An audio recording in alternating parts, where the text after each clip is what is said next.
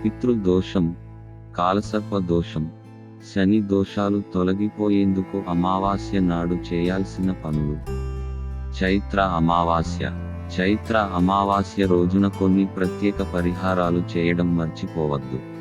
శని దోషం, కాలసర్ప దోషం, పితృదోషం తొలగిపోతాయని నమ్ముతారు. దాని గురించి తెలుసుకుందాం. పితృపూజ, స్నానం, ధర్మం, తర్పణములకు అమావాస్య దినము చాలా పవిత్రమైనదిగా భావిస్తారు. ఈ సంవత్సరం చైత్ర అమావాస్య మే 8న వస్తుంది. ఈ సంవత్సరం అమావాస్య నాడు 3 శుభయోగాలు కలిసి వస్తుండటంతో ఈ రోజు రెట్టింపు ప్రాముఖ్యతను సంతరించుకుంది.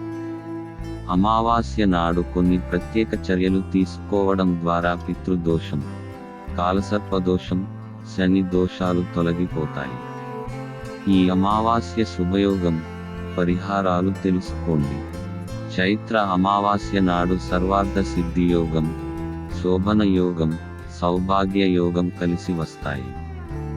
సర్వార్థ సిద్ధి యోగం మధ్యాహ్నం అర్ధరాత్రి 1:33 గంటలకు ప్రారంభమై మే 8న ఉదయం తెల్లవారుజాము 5:34 గంటల వరకు కొనసాగుతుంది.